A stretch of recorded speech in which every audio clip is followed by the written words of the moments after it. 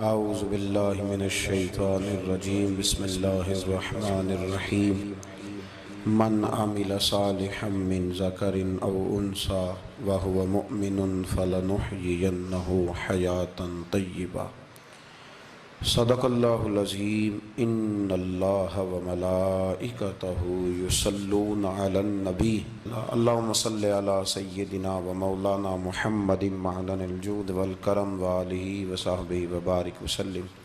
حمد و صلاۃ کے بعد آج رمضان المبارک کی 27ویں رات ہے۔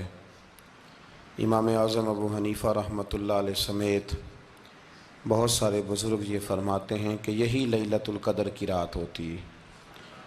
اگرچہ وہ اس بات کو طے نہیں کرتے لیکن فرماتے ہیں یہی اکثر ہم نے اسی مقام پر لیلۃ القدر کو پایا ہے۔ نبی رحمت علیہ الصلاۃ والسلام نے صحابہ کرام علیہم رضوان کے سامنے گزشتہ امتوں کے احوال ذکر فرمائے کہ 1,000 سال ان کی عمریں ہوتی تھیں، 1500 سال تک وہ زندہ رہتے تھے۔ تو صحابہ کے دلوں میں تجسس پیدا ہوا کہ اگر عمر 1000 سال ہوگی تو نماز بھی تو 1000 سال ہی پڑھیں گے نا، اگر عمر 1500 سال ہوگی تو روزے، عبادتیں، یہ سارے کام بھی تو بڑے زیادہ کرتے ہوں گے۔ تو یہ شوق جب پیدا ہوا تو اللہ کریم نے فرمایا کہ محبوب میں ایک رات دیتا ہوں، لیلۃ القدر خیر من الف شہر، جو رات ایک ہوگی پر 1000 مہینے سے بہتر ہوگی، 1000 مہینے سے۔ یہ رات اگر کسی کو میسر آ جاتی ہے اور پھر وہ صدق دل کے ساتھ، یعنی توجہ کے ساتھ، انہماک کے ساتھ، احتساب کی نیت سے، گناہوں کی معافی کی نیت سے اگر وہ اس رات کا قیام کرتا ہے، عبادت کرتا ہے، ذکر کرتا ہے، دعا کرتا ہے، تو محبوب کریم علیہ السلام نے وعدہ فرمایا ہے کہ اللہ اس کے پچھلے سارے گناہوں کو معاف فرما دے گا۔ دین، شریعت، قرآن، اسلام یہ بحث کرنے نہیں آیا دنیا میں۔ علماء جو بحث کرتے ہیں وہ توضیحات کے لیے، تشریحات کے لیے، تفاسیر کے لیے، وہ ان کا مقام ہے، لیکن ہم جو عوام بحث کرتے ہیں تو سمجھ لیں کہ دین بحث کرنے کے لیے نہیں آیا، دین تو عمل کرنے کے لیے آیا، اس پر عمل کیا جائے گا، عمل کی کوشش کی جائے گی۔ اور قرآن مجید نے کہا من عمل صالحا من ذکر او انثی، جو کوئی بھی اچھے عمل کرے چاہے وہ مرد ہو یا عورت ہو، وہو مؤمن، شرط یہ ہے کہ وہ مومن ہو، فلنحیینہ حیاتا طیبہ، فرمایا ضرور ہم اسے پاکیزہ زندگی عطا فرما دیں گے۔ جو عمل والے لوگ ہوتے ہیں انہیں اللہ کون سی زندگی دیتا ہے؟ حیات طیبہ، پاکیزہ زندگی۔ اللہ پاک، صاف ستھری، غلاظتوں سے پاک زندگی دیتا ہے جو بندہ عمل کرتا ہے۔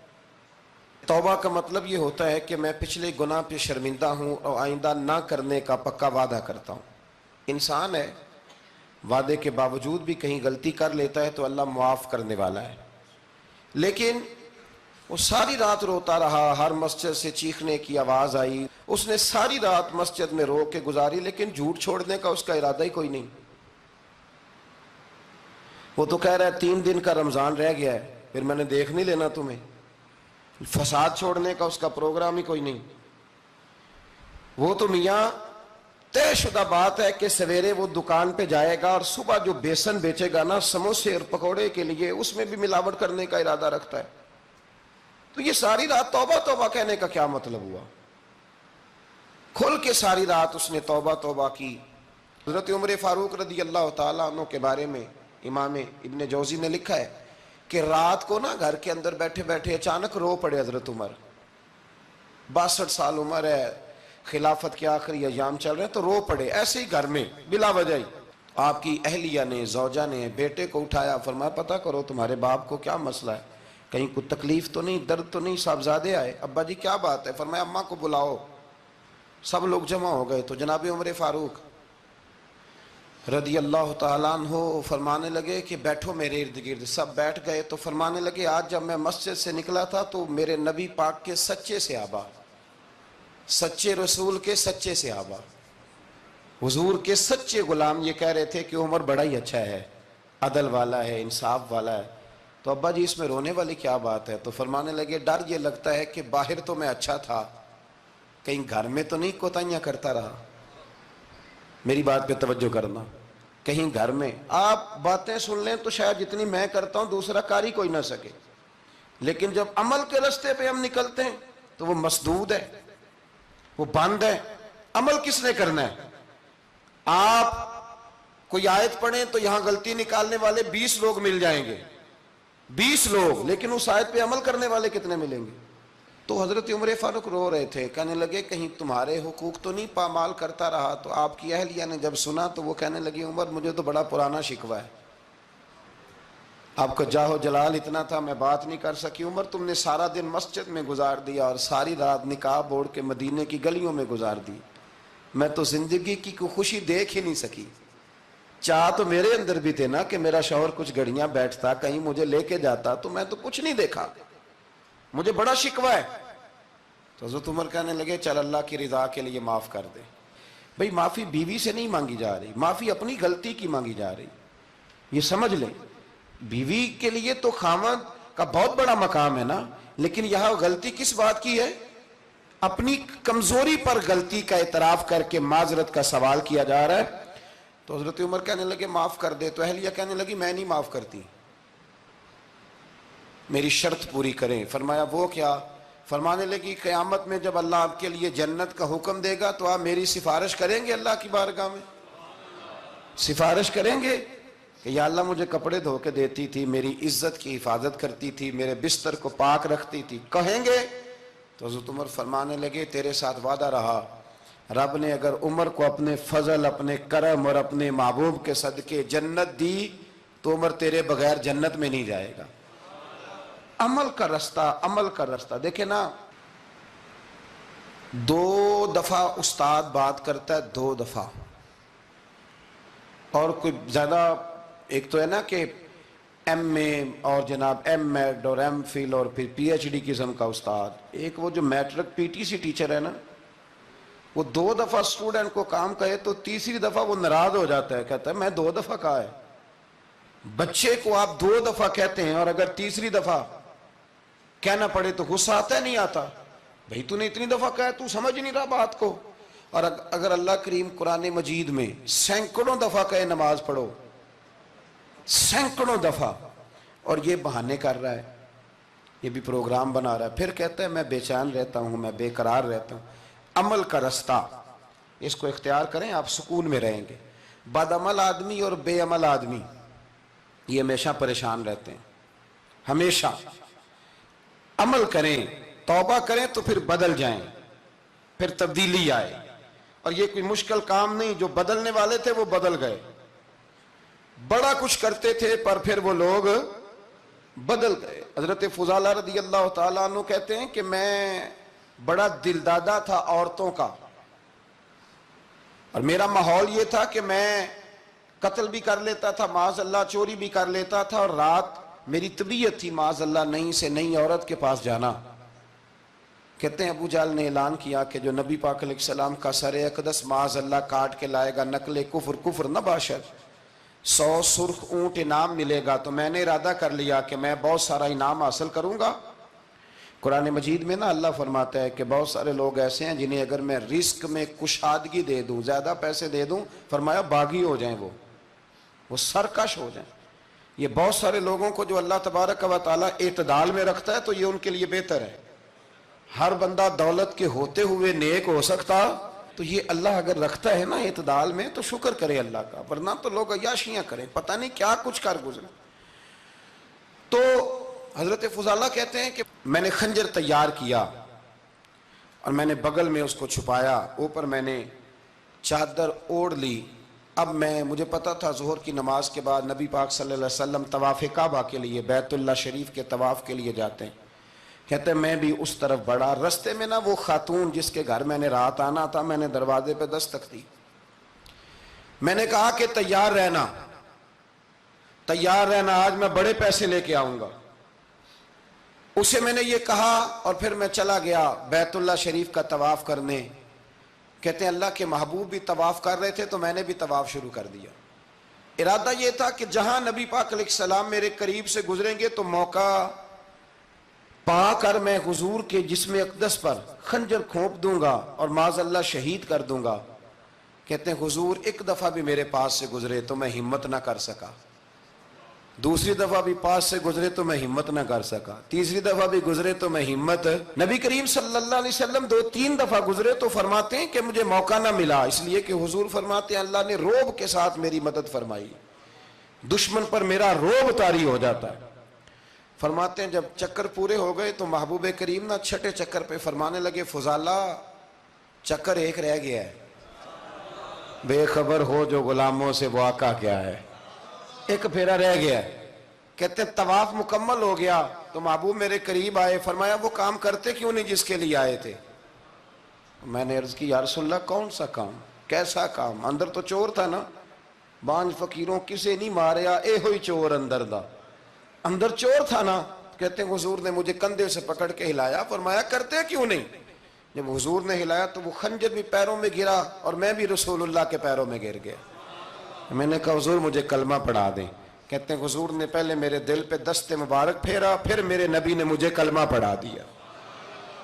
اب نہ مرید ہونے والا کہتا ہے کہ جی آہستہ آہستہ میں ٹھیک ہو جاؤں گا، اب وہ آہستہ آہستہ کا کیا ترجمہ ہے یہ بالکل سمجھ نہیں آتی۔ بھئی کسی بندے سے 5 لاکھ روپیہ لینا ہے تو اس سے وہ کہتا ہے جی میں آہستہ آہستہ دوں گا، 500 روپیہ دے دیا کروں گا روز کا، تو کہتے ہیں میری رقم خراب ہوتی ہے، پورے دو۔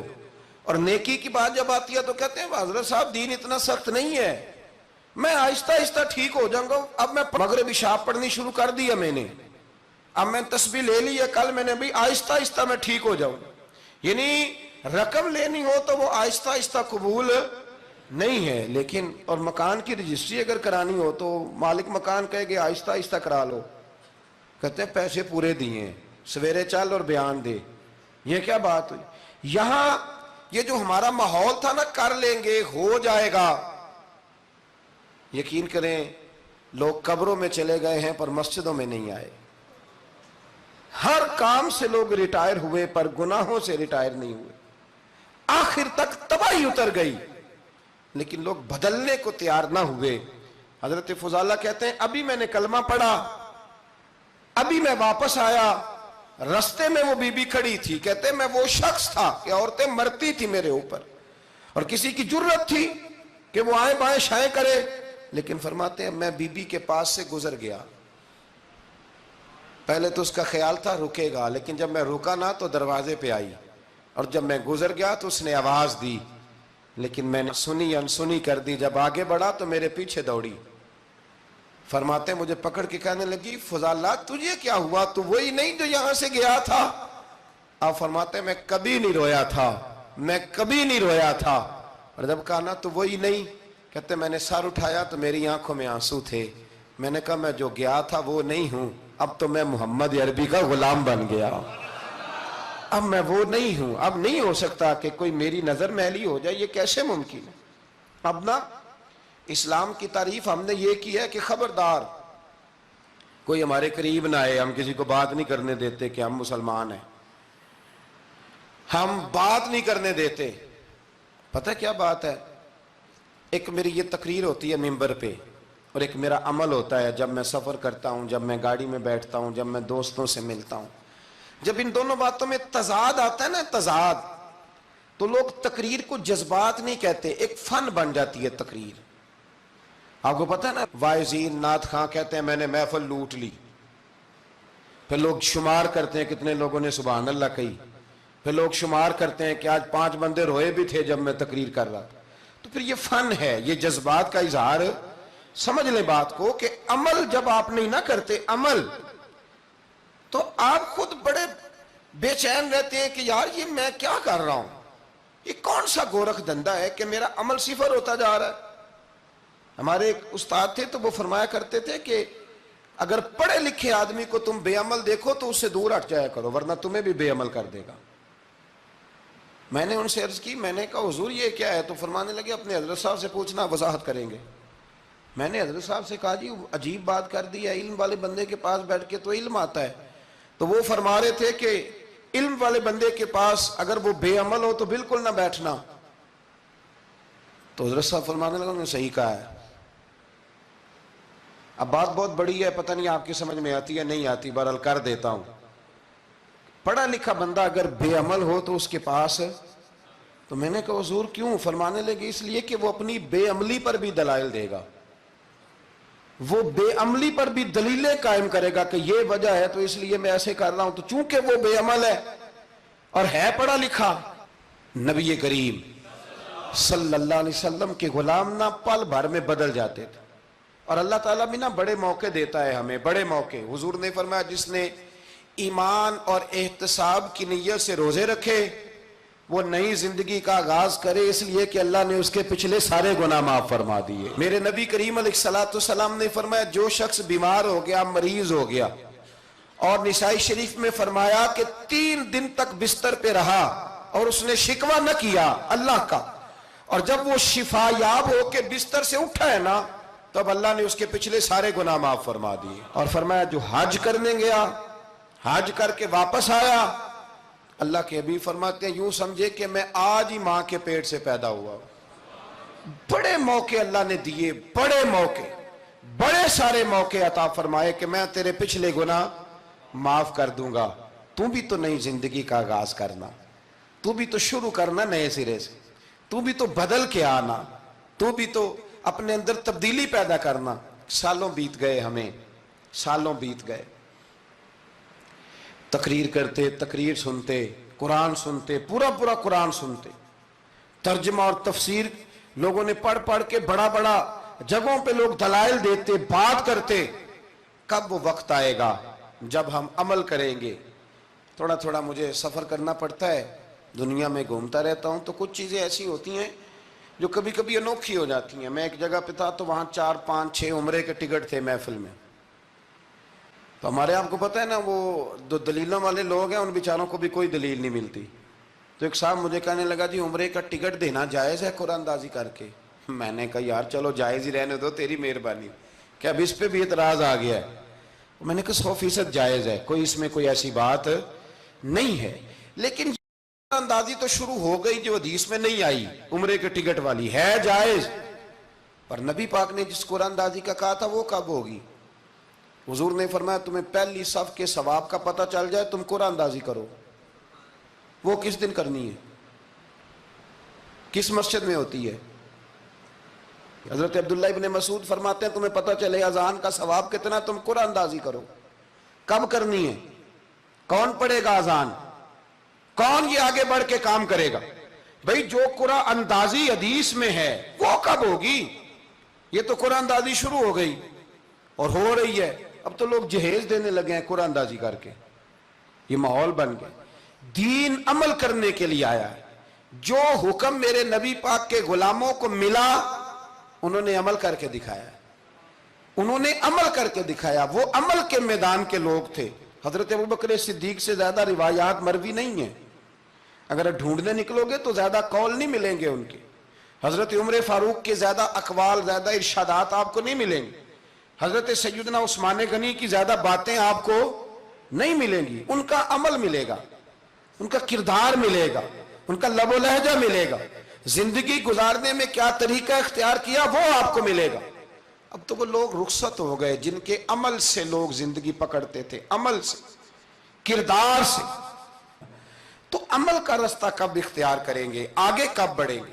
میرے رسول کریم صلی اللہ تعالی علیہ وسلم کے غلام عمل کرتے تھے، اور جب عمل کرتے تھے پھر اس کا ریزلٹ آتا تھا.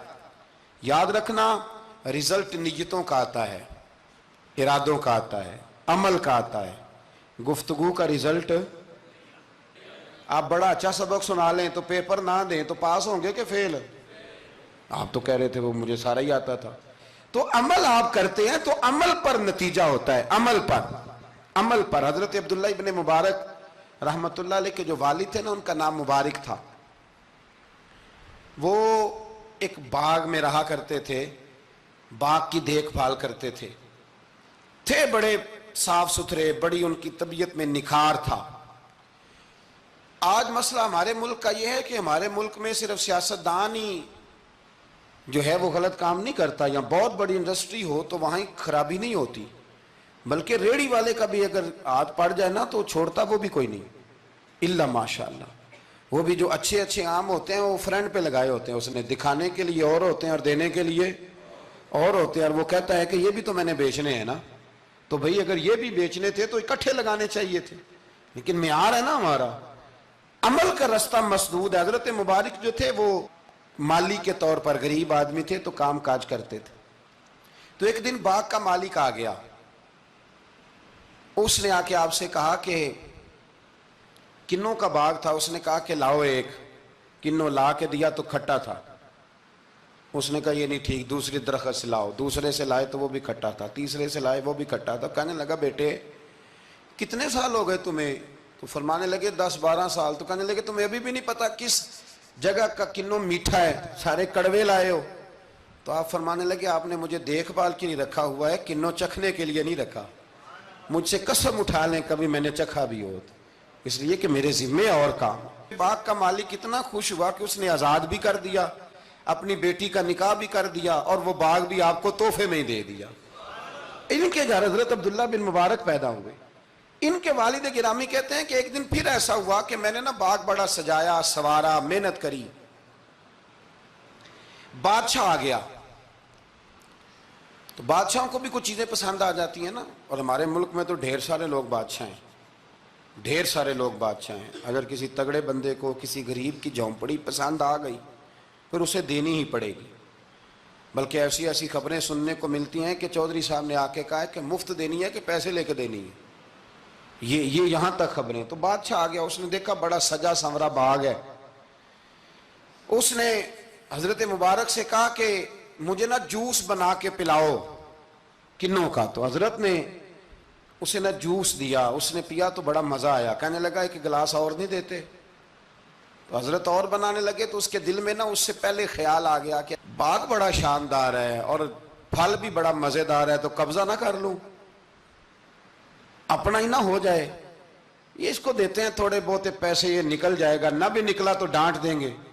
اتنی دیر میں نا حضرت مبارک رحمت اللہ تعالیٰ علیہ ایک گلاس شربت کا اور بنا کے لے آئے، بادشاہ کو دیا نا، تو اب جو گلاس آیا تو کڑوا تھا، کسیلا تھا، کھٹا تھا۔ تو بادشاہ کے گلے کو پڑا تو کہنے لگا یہ تم نے کیا کیا؟ پہلے تو بڑا میٹھا تھا، باغ وہی ہے تو ذائقہ کیسے بدل گیا؟ تو آپ فرمانے لگے وہ بادشاہ کی نیت بدلی ہے نا، بادشاہ کی نیت بدلی ہے تو اس کا بھی ذائقہ بدل گیا ہے، تو نیت نہ آپ کی بدلتی۔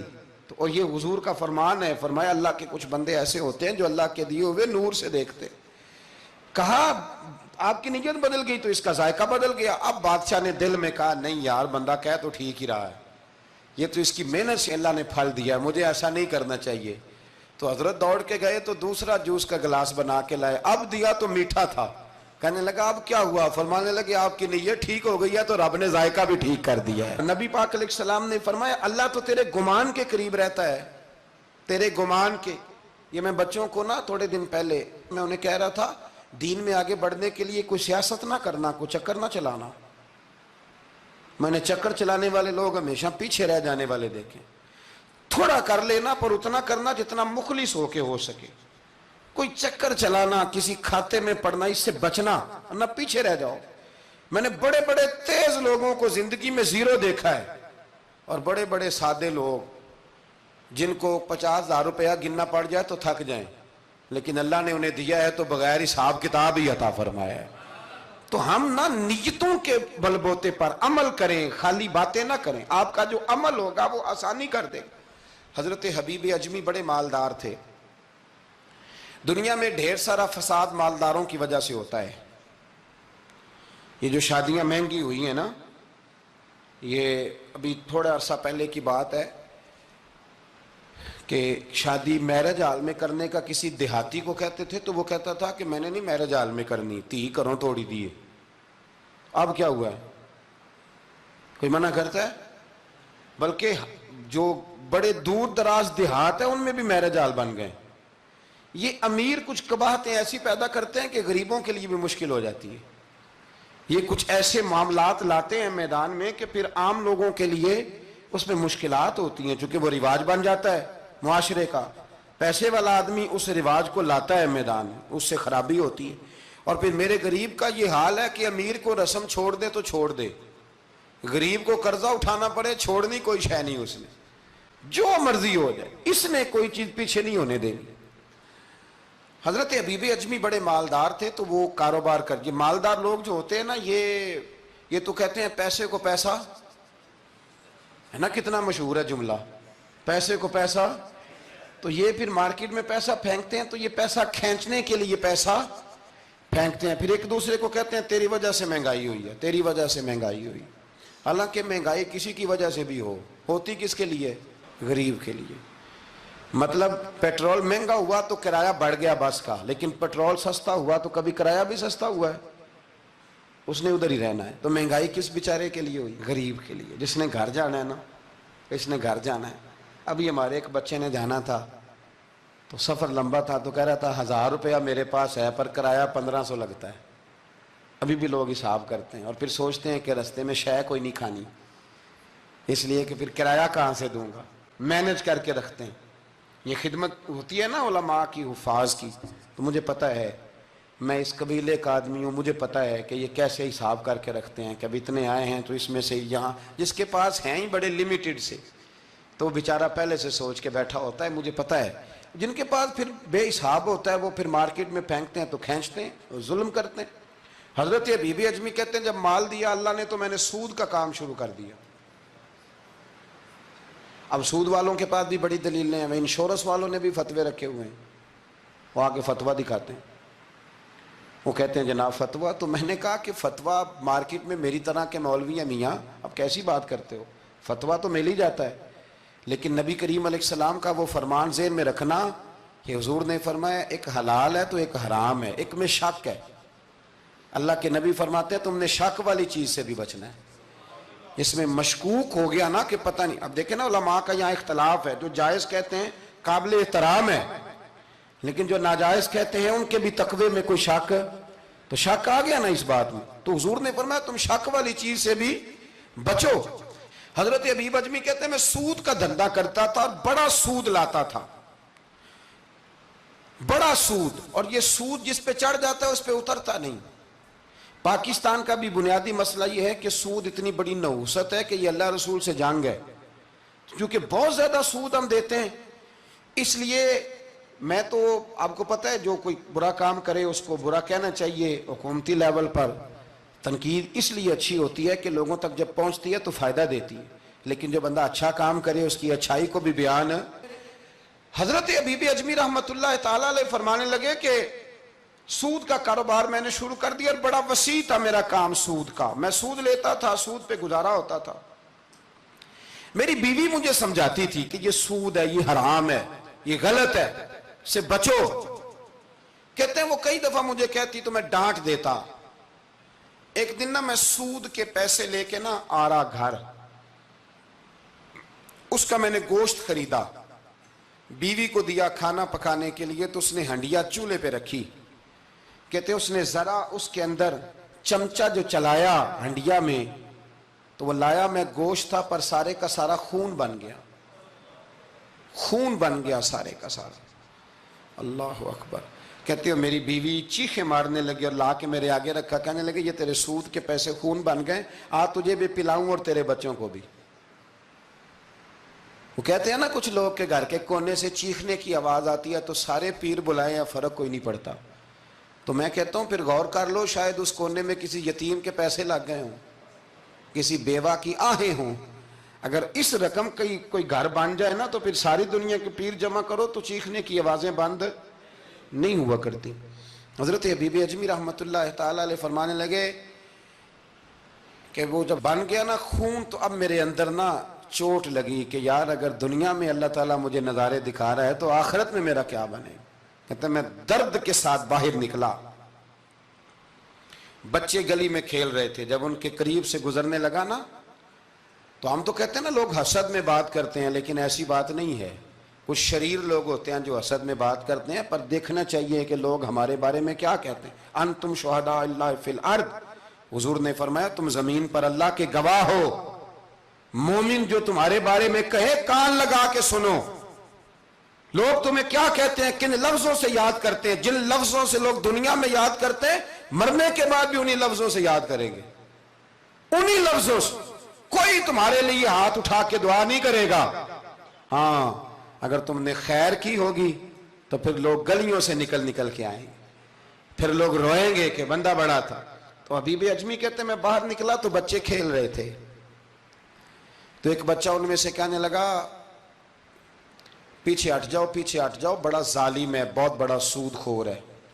چھوٹا بچہ، ایسا نہ ہو کہ اس کے پیروں سے مٹی اڑے اور ہمارے کپڑوں پہ پڑ جائے تو ہمیں بھی نحوست ملے، چھوڑو سودیا ہے۔ کہتے ہیں میرے دل پہ اور چوٹ لگی، میں نے کہا یا اللہ تیری چھوٹی چھوٹی مخلوق بھی مجھ سے نفرت کرتی، یہ بچے تک کہتے ہیں کہ میں اس طرح کا ہوں۔ بچے فرمانے لگے، میں وہاں سے سیدھا حضرت حسن بصری کے پاس گیا، میں نے کہا حضور مجھے توبہ کرا دیں۔ یہ پتہ ہے اللہ والوں کے پاس لوگ کیوں جا کے توبہ کرتے تھے، مرید ہوتے تھے؟ اس لیے کہ توبہ پہ قائم رہنا بڑا مشکل ہوتا ہے، کوئی ایسا بندہ ہونا چاہیے جو ہمیں توبہ پہ قائم رکھے، جو روز ہمیں نصیحت کرے۔ دیکھیں نا، ہمارے سینئر ہوتے ہیں ہر فیلڈ میں، اگر کہیں ہم الجھ جاتے ہیں تو اپنے سینئر سے بات کرتے ہیں۔ تقوی کے پرہیزگاری کے راستے میں بھی ہمارا کوئی سینئر ہونا چاہیے تاکہ وہ ہمیں بتائے کہ پرہیز کہاں کرنی ہے، دوائی کیسے کھانی ہے اور آگے کیسے بڑھنا ہے۔ فرمانے لگے میں حضرت حسن بصری کے پاس گیا، توبہ کی، معافی مانگی، گڑ گڑایا، بڑا رویا، تو خواجہ حسن بصری نے مجھے توبہ کرائی۔ میں نے پکا ارادہ کیا کہ مر جاؤں گا پر حرام کا پیسہ نہیں کھاؤں گا، مر جاؤں گا حرام کا لقمہ نہیں کھاؤں گا۔ ویسے بھی ہم زیادہ کھا نہیں سکتے، یہ وارثوں کا مال ہوتا ہے، ہمارا تھوڑی ہوتا ہے۔ ہم کسی کے مال کے محافظ بنے رہتے ہیں، اور کھائے گا کوئی اور حساب دے گا۔ اور جہاں تک بچوں کا معاملہ ہے نا، بچے اچھے ہوں نا تو پیسے بانی جاتے ہیں، اور بچے نالائق نکل آئیں تو جو ہوں وہ بھی اجڑ جاتے ہیں۔ تو اس لیے محنت تربیت پر ہونی چاہیے، نہ کہ بینک بیلنس پر ہونی چاہیے۔ حضرت حبیب اجمی کہتے ہیں واپس آیا سچی توبہ کر کے، ایک لقمہ حرام نہیں کبھی لوں گا۔ ابھی وہ بچے وہیں کھیل رہے تھے جن کے پاس سے میں گزر کے گیا تھا، کہتے ہیں واپس آیا تو وہیں کھڑے تھے، انہی بچوں میں سے وہی بچہ دوبارہ بولا، کہنے لگا پیچھے ہٹ جاؤ، پیچھے ہٹ جاؤ، اللہ کا ولی آ رہا ہے، کہیں ایسا نہ ہو کہ ہمارے پیروں سے گرد اڑے، اس کے کپڑوں پہ پڑے اور ہم بے ادب لکھ دیے جائیں۔ کہتے ہیں میں نے چلتے چلتے چیخ ماری کہ اے اللہ، ابھی تو میں آج بدلا ہوں، آج میں بدلا ہوں تو نے میرے حق میں ساری گواہیاں بھی بدل دی ہیں، نے سارا نظام بدل کے رکھ دیا ہے۔ تبدیلی اپنے اندر لائیں، روح کے اندر لائیں، مزاج کے اندر لائیں۔ یہ شب قدر کی رات ہے، توبہ اور استغفار کریں، لیکن بدلنے کے ارادے سے، چھوڑنے کے ارادے سے۔ اعلیٰ حضرت فاضل بریلوی رحمت اللہ علیہ جب ذی الحج کی آخری رات ہوتی تو فرماتے صبح سال بدل رہا ہے تو ہمیں بھی بدل جانا چاہیے۔ لوگ پوچھتے حضور کیا بدلیں؟ فرمایا جو ایک سپارہ پڑھتا تھا 2 کر دے، اور فرمایا جو اپنے آپ کو خوش کرنے کے لیے باتیں کرتا تھا وہ باتیں کم کر دے۔ آج نہ کچھ بدلنے کا پروگرام بنائیں، اپنے رب کریم کے ساتھ دل ہی دل میں وعدے کریں کہ کچھ عادتیں ہم چھوڑیں گے۔ یہ غلط بات ہے کہ عادتیں چھوٹا نہیں کرتی، حضور عادتیں تو بدلنے آئے ہیں دنیا میں، عادتیں بدل جایا کرتی۔ اپنے آپ کو بدلیں اور اپنے اندر تبدیلی پیدا کریں، پھر خدا کے رزلٹ کا انتظار کریں، پھر دیکھیں اللہ کس طرح کے فیصلے فرماتا ہے۔ آپ ارادہ کریں، آپ پروگرام بنائیں، آپ ذہن اپنا بنائیں کہ میں نے نا اب کچھ بدل جانا ہے، اب میں نے اندر کچھ اپنے تبدیلی پیدا کرنی ہے، نکل آئیں۔ 2-3 گزارشات جاتے جاتے آپ سے عرض کروں۔ ایک تو زندگی میں کچھ کام ایسے کریں کہ جن کاموں کا مجھے پتا ہو یا میرے رب کو پتا ہو، کسی انسان کو خبر نہ ہو۔ دوسری بات یہ یاد رکھیں کہ دین کا کوئی کام بھی زندگی میں کرے نا تو اپنے اوپر مشقت کریں کہ وہ کام میں نے ریاکاری کے طور پہ نہیں کرنا، وہ دکھلاوے کے طور پہ نہیں کرنا۔ دینی معاملات کے اندر، دینی کاموں کے اندر، یعنی پہلے آپ اپنے آپ کو مطمئن کریں کہ واقعی آپ فی سبیل اللہ وہ کام کر رہے ہیں۔ اب یہ جو رسم ہے نا بے تحاشا، کچھ چیزیں بوجھ بننے لگ گئی ہیں، بوجھ۔ طبیعت محسوس کرتی ہے کہ یہ کیا ہو رہا ہے، مطلب ہم یہاں بھی ہم وہ کام کریں گے سیکھ کے سن کے تیار کر کے، باہر آئیں تھوڑا۔ حضرت ابو مرتعش ایک درویش گزرے، وہ کہتے ہیں میری حج کی تیاری تھی، میں گھر میں بیٹھا تھا بالکل تیار تھا، کل پرسوں جانا تھا، تو میری اماں نے پانی مانگا، بیٹا پانی دینا۔ رسالہ کشیریہ میں اس کو لکھا ہے، کہتے ہیں اماں جی نے کہا پانی لاؤ، تو میں نے نا چھوٹے بھائی سے کہا اماں جی کو پانی دینا، اماں جی نے مجھ سے پانی مانگا ہے۔ یہ جو پیر صاحب ہوتے ہیں ان کو بھی اماں کی خدمت کرنی چاہیے کہ نہیں کرنی چاہیے؟ وہ جو انڈسٹری کا مالک ہے 2 کروڑ روپیہ وہ نرس رکھ دے اماں کو کہ خود اماں کو روٹی کھلائے؟ وہ کہتا میں کر تو رہا ہوں، میں ہی تو تنخواہ دیتا ہوں، بی بی جو رکھی ہوئی ہے۔ کس کو خدمت کرنی چاہیے؟ ڈاکٹر صاحب کو، انجینئر صاحب کو۔ نبی وقت بھی ہو نا، نبی وقت بھی اور ولی وقت بھی، تو ماں اس کے لیے بھی قابل تعظیم ہوتی۔ آپ بات کو سمجھے؟ نبی کریم علیہ السلام تو اپنی رضائی ماں آتی تھی تو حضور اٹھ کے کھڑے ہو جاتے تھے۔ حضور نے کہا یہ تعظیم کا موقع ہے۔ حضرت ابو مرتعش کہتے ہیں اماں نے پانی مانگا، کل میں نے حج پہ جانا تھا، چھوٹے بھائی سے کہا ذرا اماں کو پانی دینا، چونکہ میں تو پیر صاحب ہوں، میں تو علامہ صاحب ہوں، 25-30 آدمی ابھی گلی میں کھڑے ہیں مجھے ملنے والے، پتر تو پانی لا دے، پانی کی بات ہی ہے نا۔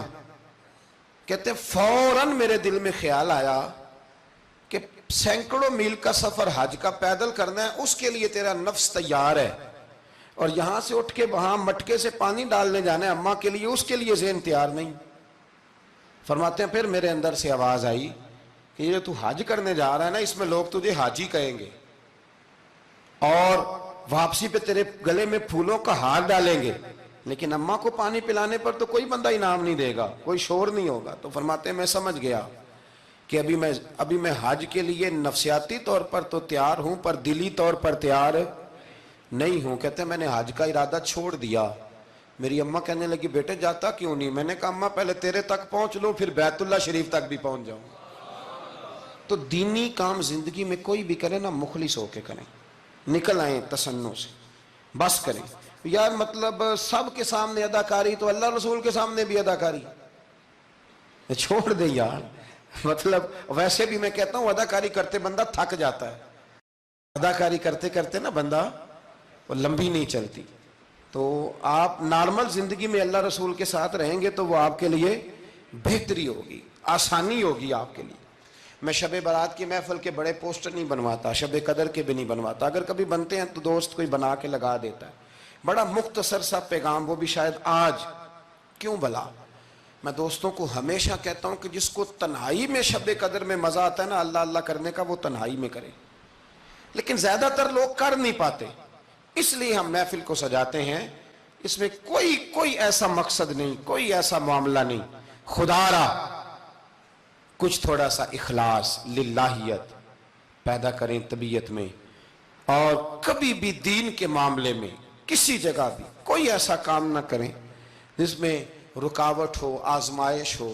ابھی کی بات بتاتا ہوں، میں نے ہمارے جو تراویح کے حافظ صاحب ہیں ان کی خدمت کی۔ ابھی ہم نے، مجھے ایک سنگی کہنے لگے آپ نے بتایا نہیں کیا دیا ہے؟ میں نے کہا میرے خیال میں بتانے کے لائق ہوتے تو شاید بتاتا۔ اب آپ کسی کو 2-4 ہزار دے کے اس کا اعلان کریں گے تو یہ کچھ چیزیں ہیں نہیں اعلان کرنے والی۔ پھر یہ کہ وہ میں دیکھتا رہتا ہوں نا جی، تصویریں پہنچتی رہتی ہیں کہ جو 500 دے رہا ہے وہ بھی فوٹو کھنچوا رہا ہے، جو سوٹ دے رہا ہے وہ بھی فوٹو کھنچوا رہا ہے۔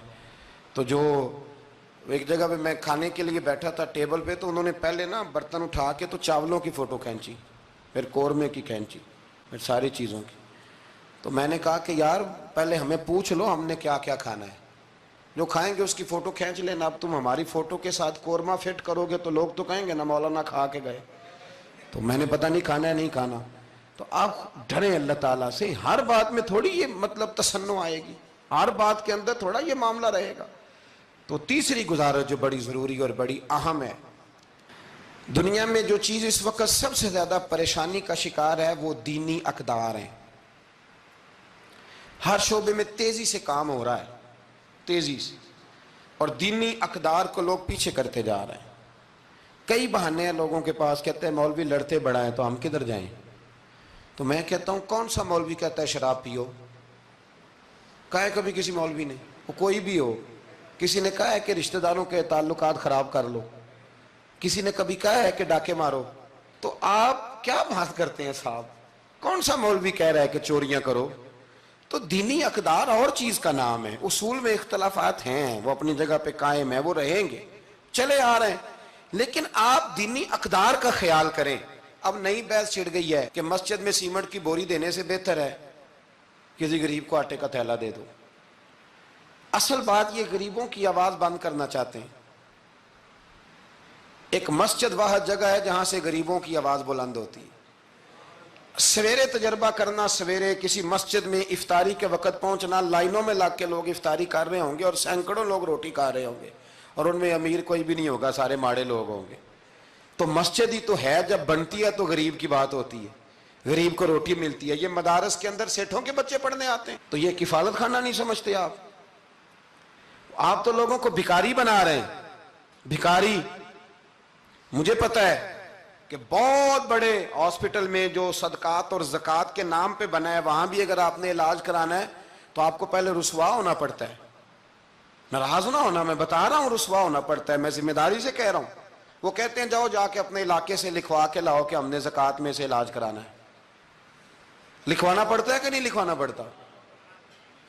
یعنی جو ہسپتال بنا ہی صدقات اور زکوٰۃ پہ ہے، میں کسی کو ٹارگٹ نہیں کر رہا، لیکن وہ کہتے ہیں جاؤ 4 آدمیوں سے لکھوا کے لاؤ۔ پہلے آپ نے لکھوانا ہے، پھر آپ نے تصدیق کرانی ہے، پھر پاپڑ بیلنے۔ تو کتنے لوگوں کے سامنے پردہ کھلا کے زکوٰۃ کے ساتھ آپ یہ کرا رہے ہیں؟ اور اصول کیا ہے؟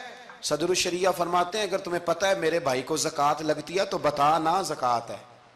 اسے کیا یہ عیدی ہے، بچوں کے کپڑے لے لینا، اسے بتا نا، پڑھیے بارے شریعت، بتا نا، اسے کہہ کہ یہ میری طرف سے تحفہ ہے، اسے کہہ ہی نا۔ اسلام اتنی پردہ داری، یہ جو ہمارے مدارس ہیں نا، میں بڑی ذمہ داری سے، یہ مجھ سے پہلے ایک دوست نے پوچھا، پھر 2 4 5 لوگوں نے پوچھ لی یہ بات، تو میں نے کہا کہ نبی پاک کو یتیموں غریبوں کا بڑا خیال تھا، پر حضور نے تو مدینے آ کے سب سے پہلے مسجد ہی بنائی ہے، حضور نے باقی سارے کام بعد میں کی۔ تو یہ اب نیا پراپوگنڈا ہے۔ دینی اقدار میں تھوڑا تھوڑا نا اپنا حصہ ڈالے۔ کس طرح بھلا؟ کس طرح؟ جب بہت سارے لوگ دین کے مخالف بات کر رہے ہوں تو آپ ایک آواز صرف بلند کر دیں کہ نہیں یار ایسی کوئی بات نہیں ہے، دین کل بھی قابل عمل تھا، آج بھی قابل عمل ہے، قیامت تک قابل عمل رہے گا۔ آپ اپنا حصہ ڈالیں۔ وہ چندے دینے، وہ باقی معاملات بڑے بعد کے ہیں، لیکن میں سمجھتا ہوں سب سے زیادہ جس چیز کی ضرورت ہے وہ یہ ہے کہ ہم دین کے نمائندے بنیں۔ اب نہ 50 لوگ دین مخالف بات کر رہے ہوتے ہیں، پر ایک بھی اٹھ کے کہتا نہیں کہ یار یہ آپ ٹھیک نہیں کہہ رہے، یہ بات غلط ہے، یہ درست نہیں ہے۔ میں آپ سے گزارش کروں گا، وہ آپ کسی میدان میں بھی ہیں، کسی چوک میں بیٹھے ہیں، سوشل میڈیا پہ بیٹھے ہیں، کہیں بھی بیٹھے ہیں، آپ اپنے دین کے نمائندے بنیں۔ اس تیزی کے ساتھ لبرل لوگ دین کو بدنام کرتے ہیں، اس تیزی کے ساتھ نظام کو چلاتے ہیں، اتنی خرابی پیدا کرتے ہیں کہ آنے والی نسل دین بیزار ہوتی جا رہی، دین بیزار، یعنی بچے خوف کھاتے ہیں مسجد کے، مدرسے کے، مولوی کے نام سے خوف کھاتے ہیں۔ اور خدا کے بندو، جس بندے نے پاکستان بنایا تھا نا، خواب دیکھا تھا، وہ بندہ اس دور میں پی ایچ ڈی تھا جب پی ایچ ڈی بندے چراغ لے کے نہیں ملتے تھے۔ اقبال نے اس زمانے میں پی ایچ ڈی کی جب پی ایچ ڈی پتہ نہیں شاید خال خال ہوتی تھی۔ وہ ڈاکٹر بھی تھے، وہ شاعر بھی تھے، فلسفی بھی تھے، ادیب بھی تھے، بہت بڑے منطقی تھے اقبال۔ اور ردیف قافیہ، مجھے تھوڑی سی دلچسپی ہے شاعری سے، پر میں دنگ رہ جاتا ہوں جب اقبال کو پڑھتا ہوں کہ پتہ نہیں لفظ اس بندے کے سامنے ہاتھ جوڑ کے کھڑے رہتے تھے ہمیں استعمال کر، لیکن اس بندے نے علامہ کہلانا پسند کیا۔ اسے کوئی علامہ کہتا تھا تو اقبال راضی ہوتے تھے، فرماتے تھے جب کہ مجھے علامہ کہتا ہے تو مجھے یوں لگتا ہے کہ میں مصطفیٰ کے دین سے جڑا ہوں۔ وہ پسند کرتے تھے یہ بات کہنا، پسند کیا اس شخص نے یہ، آپ سمجھے، سرما تھا میری آنکھ کا خاک مدینہ و نجف، یہ پسند کیا اس بندے نے یہ بات کہنا، اس نے پسند کیا اپنے آپ کو رسول اللہ صلی اللہ علیہ وسلم کا غلام کہنا۔ آپ سمجھے، نہ جہاں میں کہیں بھی امان ملی، جو امان ملی تو کہاں ملی، کہنے لگے میرے جرم خانہ خراب کو تیرے عفو بندہ نواز۔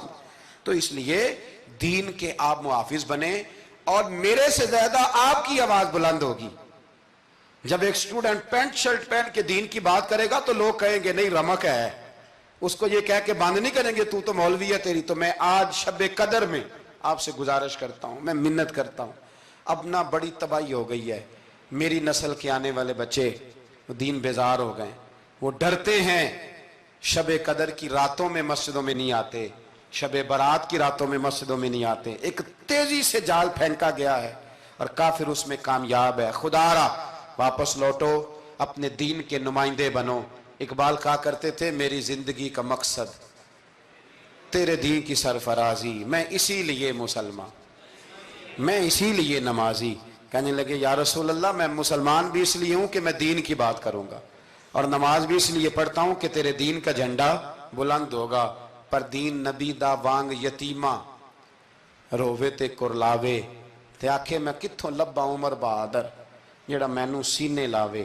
بڑی قسم پرسی ہے, دین کے نمائندے بنو, دین کی ذمہ داریوں پر آپ اپنا کردار ادا کرو, یہ بڑا ضروری ہے. تھوڑی منصوبہ بندی دین کے لیے بھی کرو. اگر پروفیسروں میں, ڈاکٹروں میں, انجینئر لوگوں میں, سیاستدانوں میں آپ کو اچھے لوگ مل جاتے ہیں اور آپ دل و جان سے ان پہ قربان ہونے لگتے ہو, تو کوئی دیندار بھی تلاش کاری لو, انشاءاللہ بڑے بڑے اچھے لوگ مل جائیں گے, اور اللہ کے فضل سے مل جائیں گے, اللہ کے کرم سے مل جائیں گے. اور یہ وہ والا کھیت ہے جو اکثر سرسبز و شاداب ہی رہتا ہے, اکثر سرسبز و شاداب ہی رہتا ہے, اکثر اس کے اندر خوبصورتی اور پھل پھول اور پودے لگے رہتے ہیں. جو میں نے کہا میں دعا کرتا ہوں اللہ اسے قبول فرمائے.